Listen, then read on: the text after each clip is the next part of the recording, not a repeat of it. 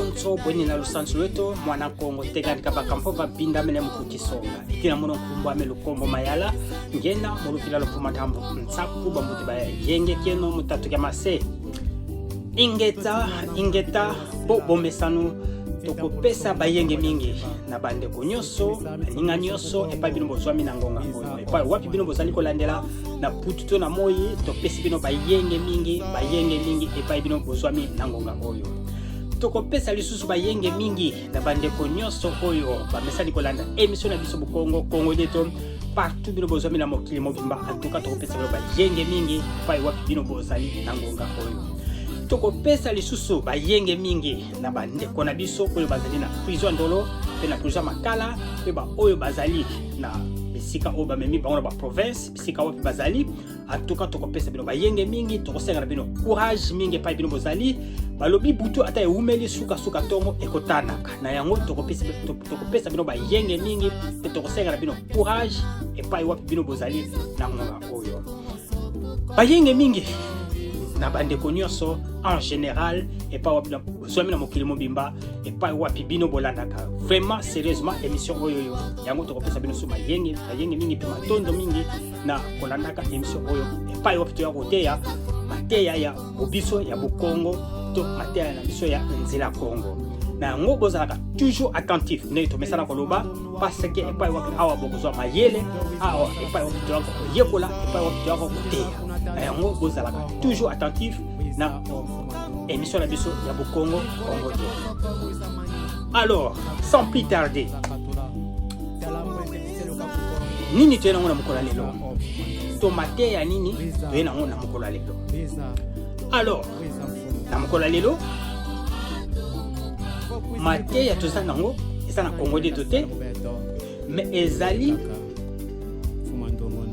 enseignement de prophétie il y a l'an de année 2025 donc prophétie il y a année 2025 et le binini titre nango et le le chiffre de la victoire donc titre ya matière na biso ezali le chiffre de la victoire mendenge to besana avant tout kota na matière na biso na mkola lelo balobi koyemba ezali kosambela mbala misatu na yango liboso tokota na matière na biso na mkola lelo tokokendana na loyembo oyo ekokumba biso ko sambo oyo komema biso na matière na biso ya mkola lelo na yango na lombango tokokende na loyembo na biso ya mkola lelo oyo ekokumba biso na matière na biso ya mkola lelo ingeta tolanda loyembo na bokebi matondo.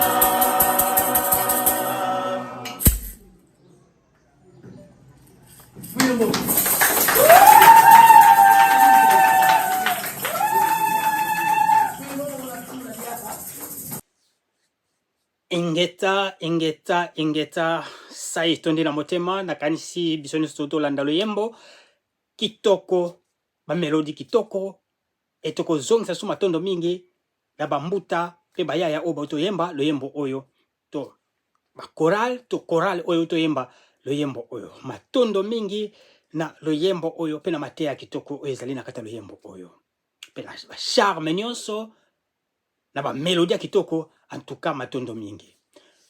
Alors balobi koyemba ezali kosambela mbala misato yango toujours tobandaka na loyembo lokola prière avant tout banda mateya na biso ya mokolo lelo to avant to banda mateya na biso ya tout le temps.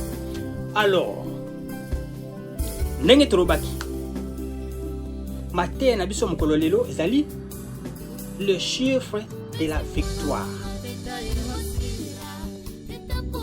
Le chiffre de la victoire.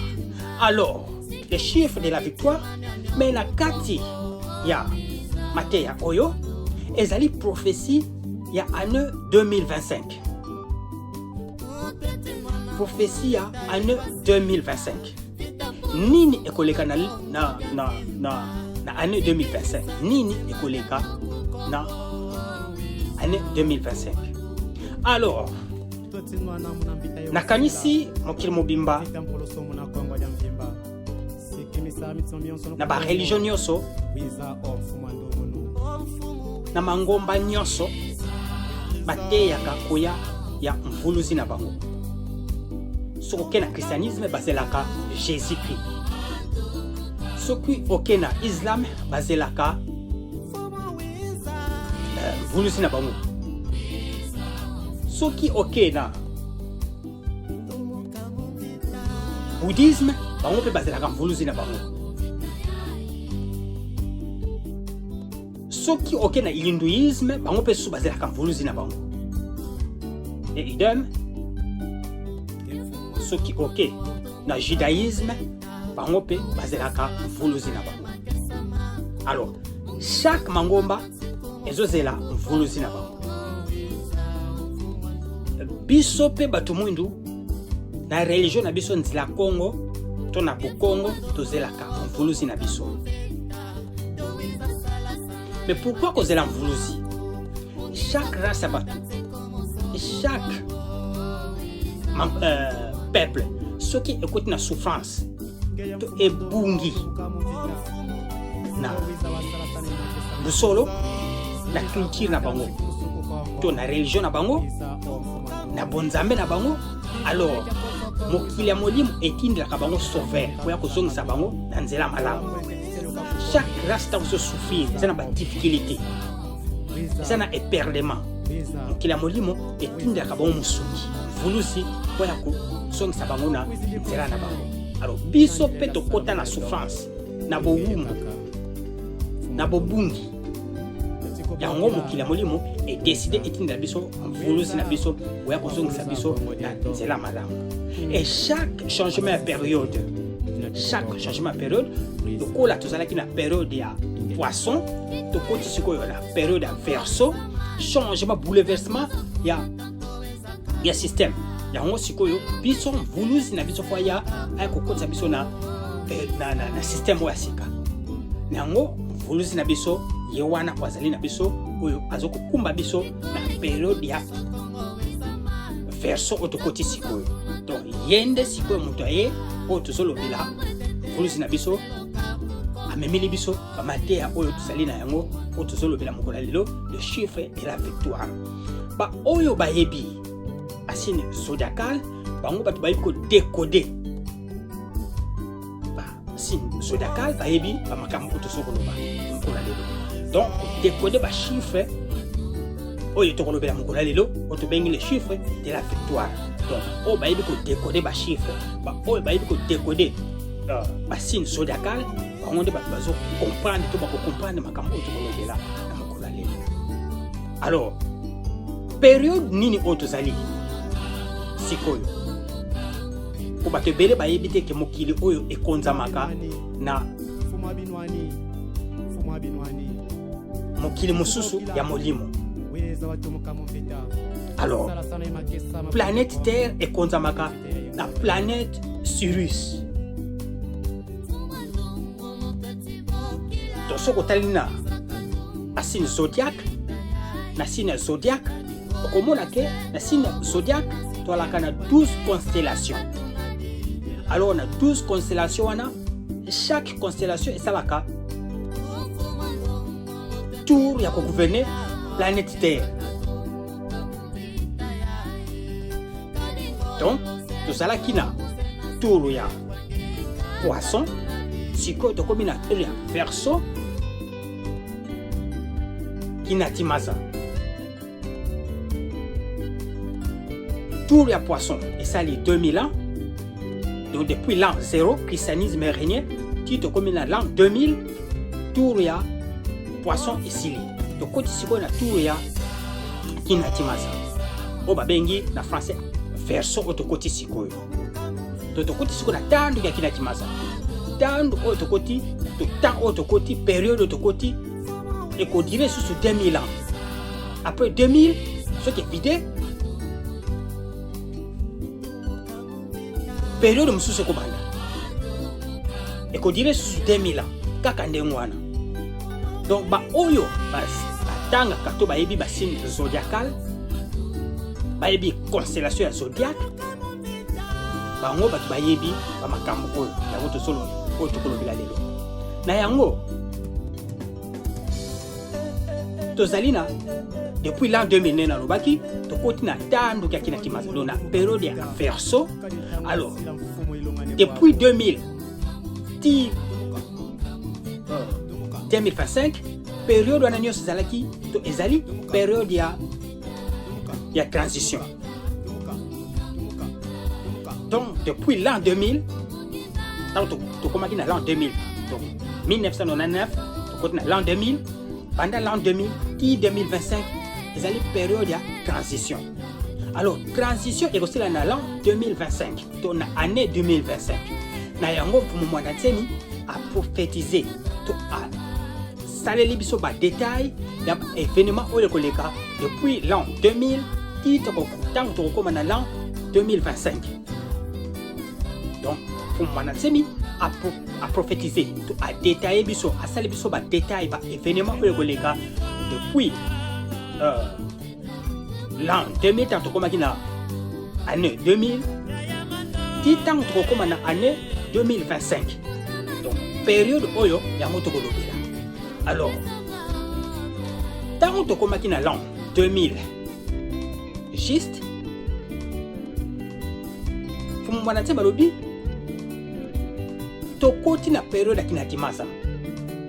Donc to koti na période verso to bandi 2000 ans. Il y a période à verso mais changement au ezali ko ya période changement oyo et bandaki depuis l'an 2000. Donc les dieux du monde les banzambe ya mokili banzambe baras bandaki bitumba ya molimo bakotaki déjà basimplika na bitumba molimo depuis l'an 2000 awa na mabele pona kosisa désordre oyo ya période oyo nyonso ya l'an 2000 pardon ya l'an 0 ti l'an 2000 oyo mundele amemi na mokili na yango le nzambe ya mokili bakoti sikoyo na bitumba terrible pona ko balaye désordre oyo kosisa désordre oyo yango faut moi na expliquer biso que depuis l'an 2000 le dieu du monde bakota ki bitumba oyo pona ko silisa désordre oyo ezolene na planète Terre. Alors l'an 2000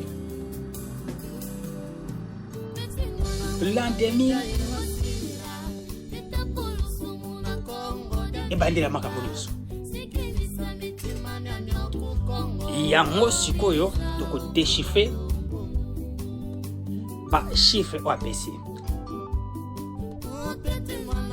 yango a prophétisé ba événement oyo koleka chaque année de kobanda année 2000 et 2025 a prophétisé ba événement oyo koleka yango so to déchiffrer ba chiffre ya ba année oyo eleki to ezoleka to oyo ezoya na yango tant to komi na année 2017 fumu Mwandanzemi a prophétisé guerre ya Russie na Ukraine.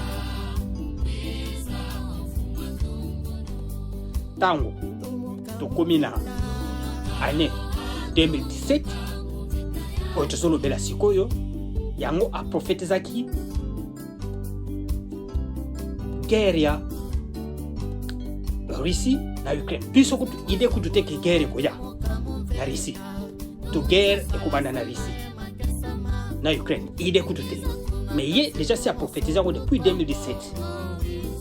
Yango sikoyo to ko déchiffrer ba année oyo ba chiffre ndenge apeseli yango. Alors tango to komi na année 2020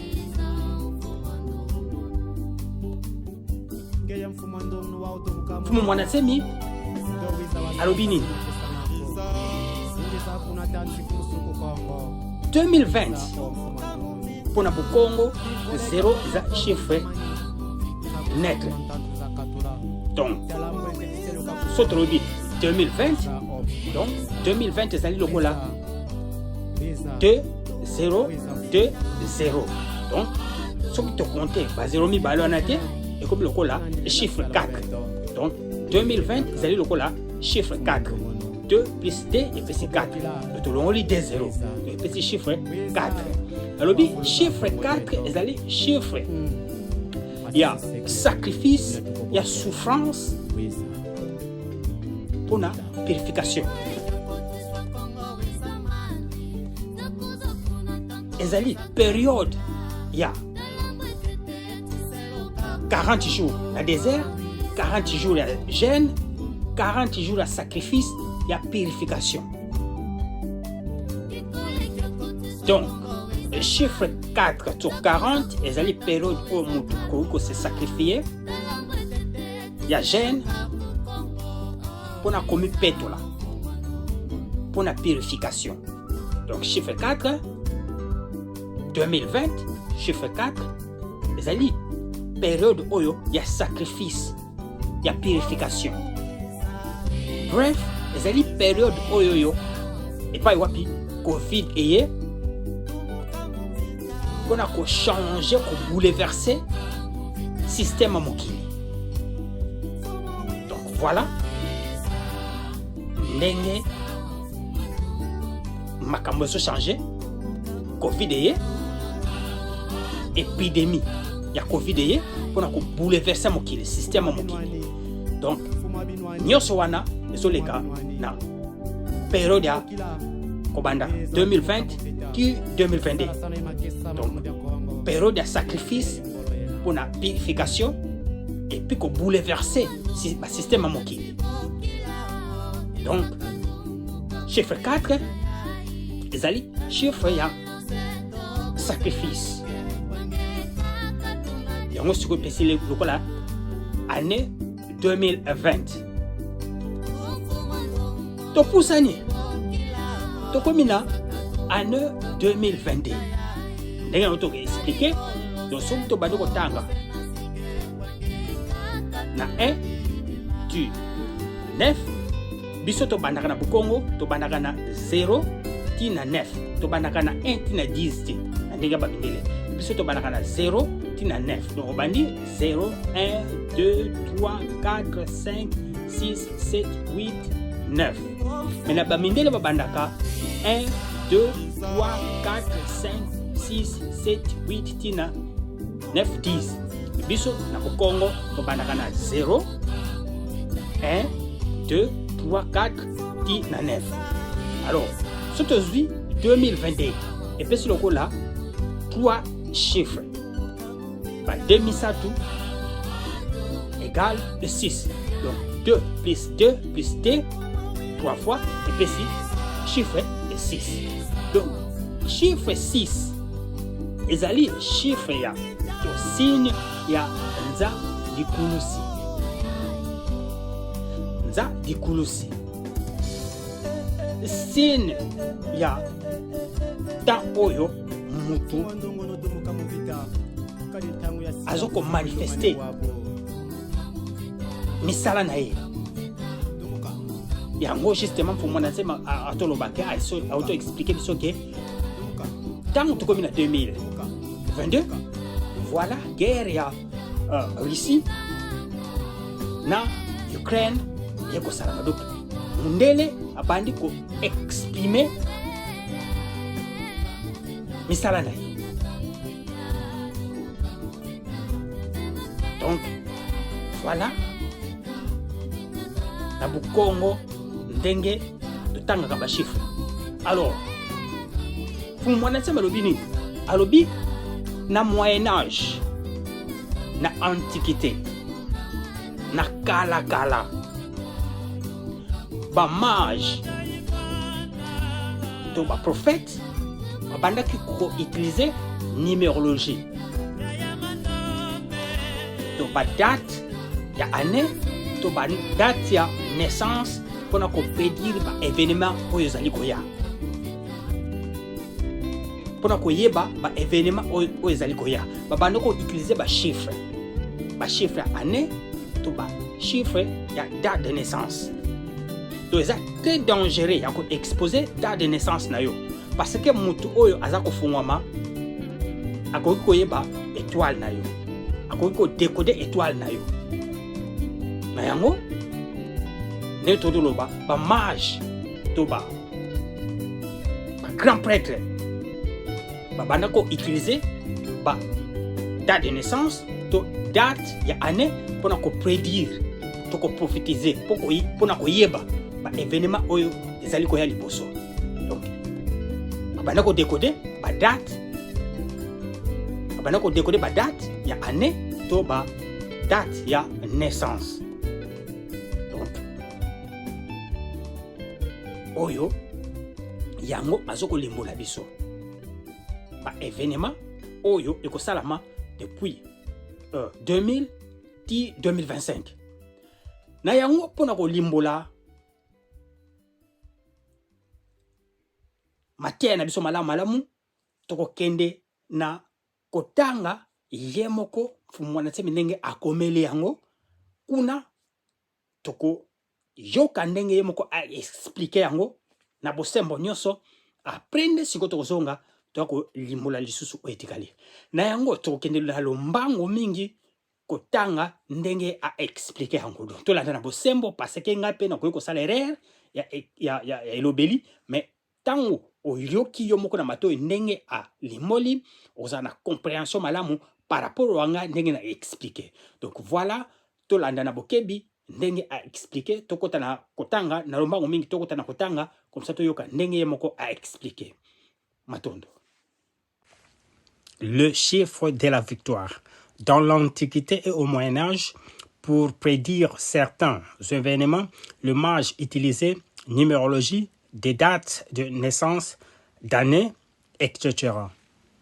Ainsi, 2022 est le chiffre 6, le signe de Nzadikulusi, le charnel, le vibration inférieure où l'homme exprime son animosité, et voilà, une guerre atroce éclate, Russie, Ukraine, les gens sont arrêtés. 2020, chiffre 4. Chiffre de la pénitence, 40 jours de désert, 40 jours de privation, de purification par souffrance. Bref, on eu la pandémie qui remet en question toutes nos prétentions sur le système mondial. Bon, revenons au Bukongo. Le Bukongo parle beaucoup du chiffre 9, des 3 fois 9, entre parenthèses 27, que le symbole du Seigneur de la victoire. C'est depuis 2016 que Seigneur Mwandansemi parle d'être adombré par Kwatulendo qu'il ferait 10 ans en tenant compte de l'année 2016. On tombe à l'année 2025 pour totaliser 10 ans. Or, en additionnant 2025, on tombe sur chiffre 9 du Seigneur de victoire. Et comme Fachi va tricher aux élections 2025, sera sous signe de Mfumandunguno avec un certain président nommé Chilombo, entre parenthèses signifie armée, ici de la tribu Luba, que Mwamba Kongolo avait prophétisé qu'ils seront frappés 3 fois. La première fois à Kananga, la deuxième fois à Lubumbashi, troisième fois où? Revenons à nos moutons. Entre-temps, 2023, le chiffre 7, que le chiffre des êtres de lumière, entre parenthèses, Simbiantemo, de la plénitude de Dieu, c'est-à-dire que cette année, plusieurs talismans, plusieurs âmes enchaînées seront libérées. L'âme d'Intimakatiopa risque d'être libérée cette année-là, ce qui conduit à faire devenir le Bantou d'Afrique centrale intransigeant, prêt à en découdre avec leurs souffrances subies, à bien tenir compte pour les jouisseurs du palais. 2024 donne le chiffre 8, le chiffre des combats, de Mani Kavita, de Nefwani Kanzambi, de puissance, entre parenthèses, Baolo, etc. Ce que veut dire les jouisseurs des palais en Afrique, particulièrement en Afrique, auront de grosses difficultés à maintenir le peuple opprimé dans la soumission, entre parenthèses, marche, manifestation, protestation, émeute, etc. Et 2025, Yemei Akosala, sa face naïe. Voilà, grâce à la numérologie, on l'idée de ce qui va se passer. À ne pas oublier, depuis l'an 2000, il y a la guerre de Dieu terrible. Et Nakinatemasa, va avoir l'influence totale sur la planète Terre. Ingeta, Ibobo et Ibobo. Par Ne Mwandansemi comme Salvador à Kinshasa 2017. Tozongi lisusu kwa kokontinue matea na biso epa wapi totikelaki yango. Alors nakanisi biso nyonso toyoki na bosembo totokolanda ndenge Mfumu Mwandansemi a expliqué na yango tokobakisa kaka oyo etikali ya kolimbola mwa moke. Alors Mfumu Mwandansemi alobi nini? Na Bukongo ezolobela mingi e chiffre 9. Et chiffre 9 ezali 9 3 fois, donc 9 misatu oyo epesi chiffre 27. 9 misatu epesi chiffre 27. Alors 27 ezali symbole. 27 ezali symbole ya Seigneur de victoire. Alors depuis 2016, Mfumu Mwandansemi azoloba na biso ki aza adombre na esprit ya Kwatulendo. Donc depuis 2016, Mfumu Mwandansemi azoloba na biso ki aza adombre, donc azali na kati na ye esprit to molimo ya Kwatulendo. Oye ekosala ekoumela kati na ye pendant 10 ans. Donc, esprit en Kwatulendo ekosala kati na ye pendant 10 ans. Donc, soto zui 2016 oya bandeko loba na biso to bakisi 10 ans alobi nini toko tombe na année 2025. Oyo ezali signe ya Mfuma Ndungunu. Alors 2016 surtout baxi 10 ans toko tomber na 2025. Pour l'année 2025 ce qu'on bakisi surtout sali c'est 2016 plus 10 et puis 2025. Dentro bakili boso na Bukongo biso to bana compter na chiffre 0 1 2 3 tina 9. Mais alors que Babindel Baba n'a compté na chiffre 1 qui na 10. Donc na Bukongo biso to bana compté na chiffre 0, vous allez chiffre neutre qui na chiffre 9. Biso na Bukongo to bana compté na chiffre 0 qui na 9. Alors ce qui totali sikoyo 2016 qui 2025 donc epesi biso 10 ans na katikati. Donc yango sikoyo Kwatulendo alobaki akoumela kati na ye 10 ans. Donc 10 ans wana ekosala depuis 2016 epesi tina 2025 epesi 10 ans. Donc surtout 2016 plus 10 epesi biso 2025. Oyo ezali signe ya Mfumu Ndungunu. Donc signe ya Seigneur de victoire. Alors, epai wapi alobi tokozala na président nommé oyo akotricher na ba élection.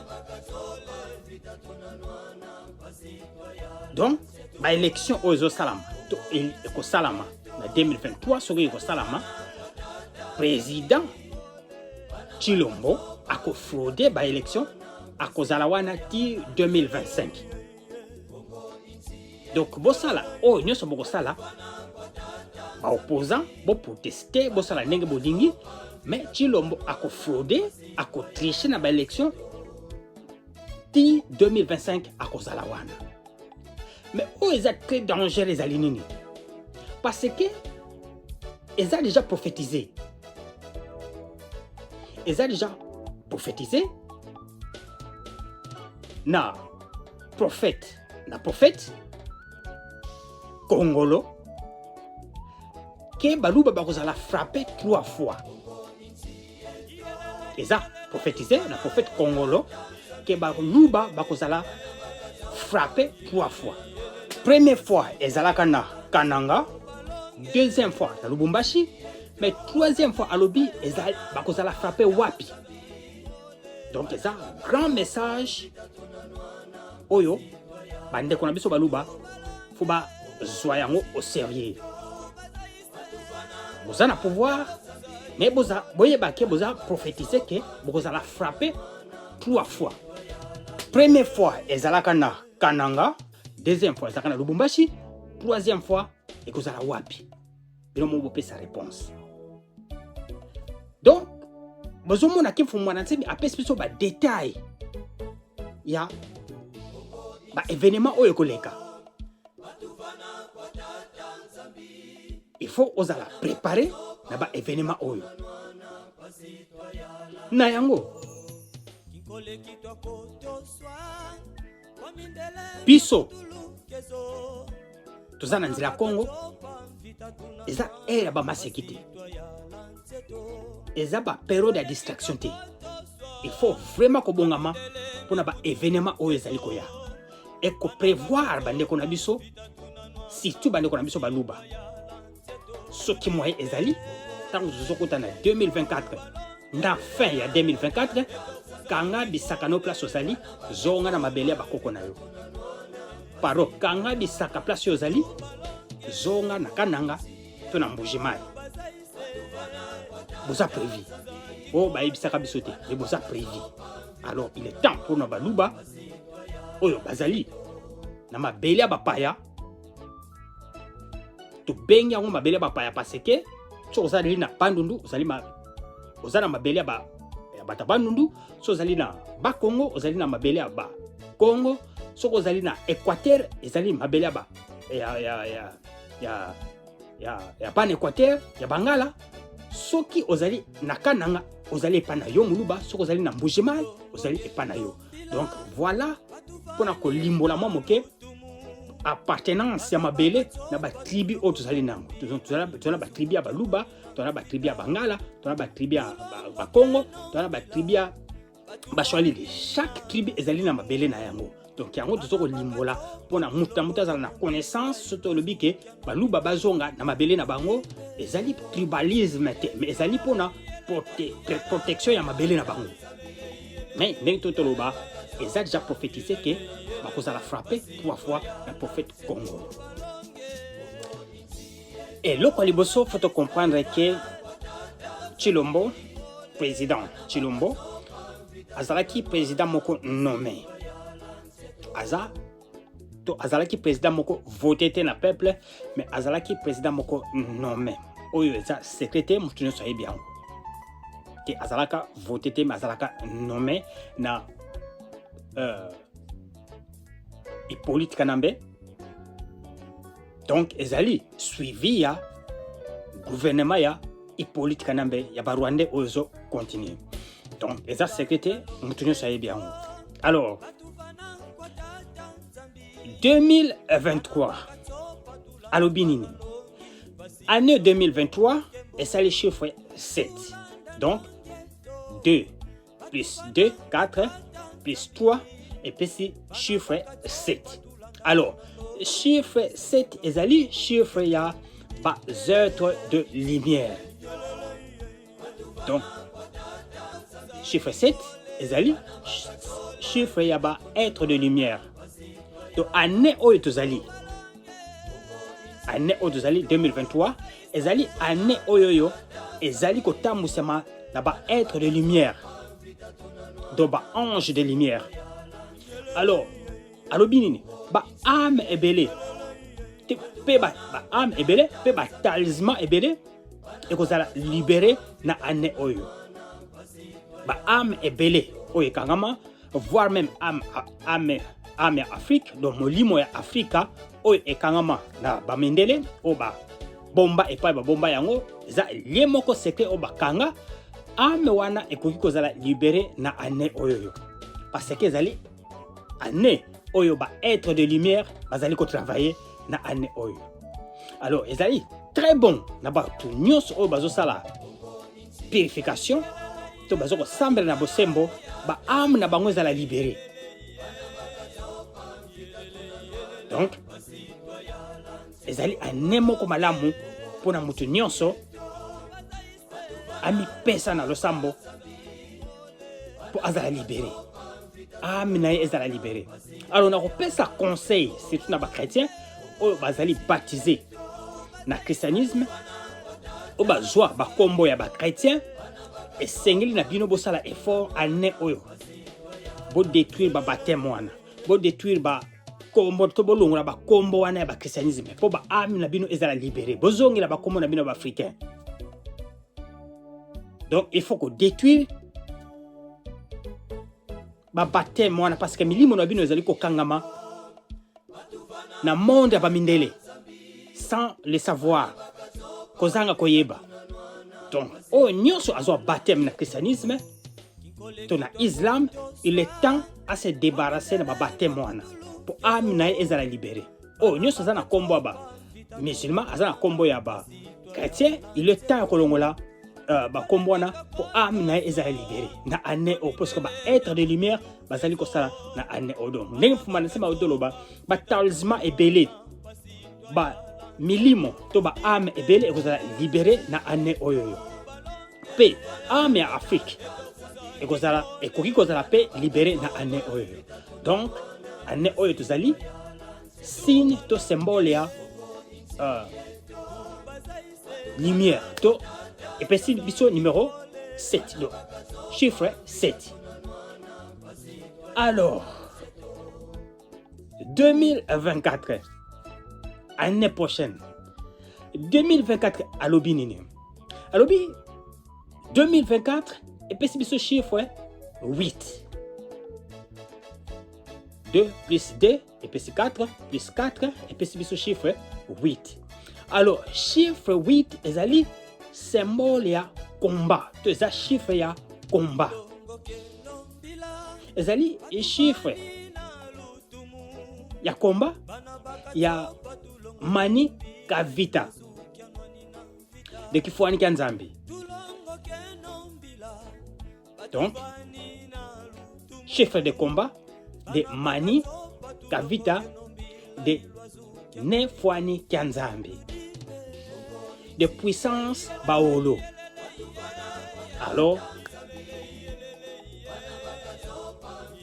année prochaine ekozala année moko ya bitumba.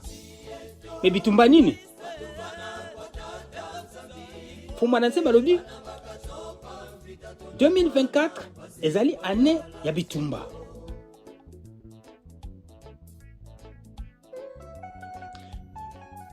Ba président ya Afrique bakozala na difficulté makasi to ba difficulté munene pona ko maîtriser peuple oyo ezali opprimé na soumission na ba marche pena ba protestation oyo kosalama. Donc ba président ya Afrique bakozala na difficulté ya ko maîtriser peuple oyo eza soumis na soumission na ba protestation oyo kosalama pe na ba marche oyo kosalama epe makambo ya ndenge na ndenge. Donc l'année prochaine le président africain vous avez la sage parce que vous avez déjà prévu le président africain vous avez la sage aussi que peuple et ça la oyo elingi kosala parce que tout le temps peuple wana tango était le makabobo makai tango bolinga ko e revendiquer ba droit nango toujours azalaka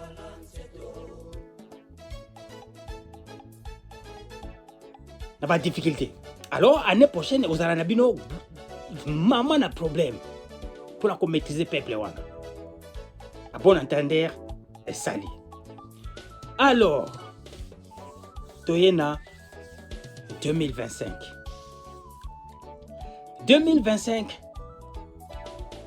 alobi nini alobi 2025 epesi biso chiffre 9 2025 epesi biso chiffre 9 2 plus 2 epesi biso 4 plus 5 epesi biso chiffre 9 chiffre 9 nde totoloba ezali chiffre ya victoire chiffre 9 ezali chiffre ya victoire oyo alobi yemei akosala sa face na ye yemei akosala sa face na ye bobosana teke depuis 2016 mwana nsemi aza adombre na esprit ya Nkwatulendo alors nani akosala sa face yemei nani mwana nsemi comme Fumukimbangu mwana nsemi comme Fumukimbangu yemei akosala sa face na ye apona tander sali mena nyonso oyo eloko nini to retenir guerre oyo ya Ukraine Russie Ukraine ezali très important pour la biso parce que 2025 tango Afrique kotelema pona ko se libérer Europe eza déjà affaibli ikoza suna force te ya ko résister tango Afrique ekotelema pour se libérer donc guerre oyo ezali très important pour affaiblissement ya Europe pour Afrique etelema